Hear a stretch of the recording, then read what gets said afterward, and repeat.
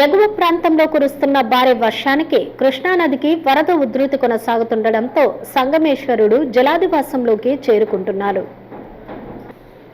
నంద్యాల జిల్లా కొత్తపల్లి మండలంలో వెలిసిన ప్రముఖ పుణ్యక్షేత్రం సప్తనదుల సంగమేశ్వర స్వామి ఆలయానికి కృష్ణానది వరద నీరు భారీగా వచ్చి చేరుతోంది. ఈ ఏడాది జలాదివాసం వీడి మార్చి 22వ తేదీన ప్రారంభమైన స్వామివారి పూజా కార్యక్రమాలు నిరంతరాయంగా సాగాయి.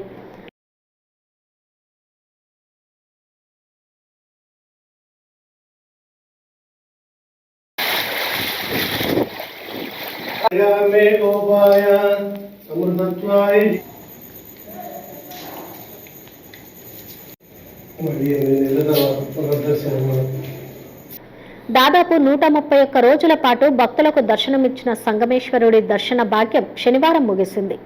ఆలయ ప్రధాన అర్చకులు తెలకపల్లి రఘురామ శర్మ వేపదారు శివలింగానికి చివరిసారిగా ప్రత్యేక పూజలు నిర్వహించి మంగళహారతులు ఇచ్చారు.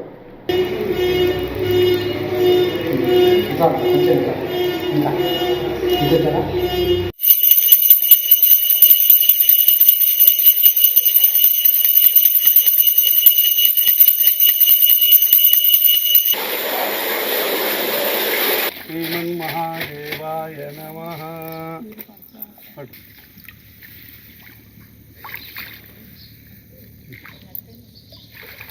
పట్టుకో ఇట్లా పట్టుకో.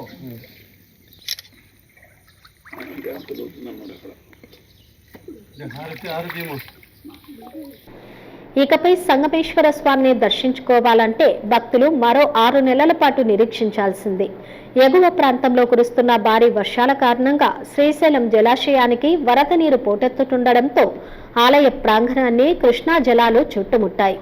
వరద ప్రవాహం ఇదే రీతిలో కొనసాగితే మరో 15 రోజుల్లో సంగమేశ్వర ఆలయం పూర్తిగా నీట మునిగి జలాదివాసం కానుంది.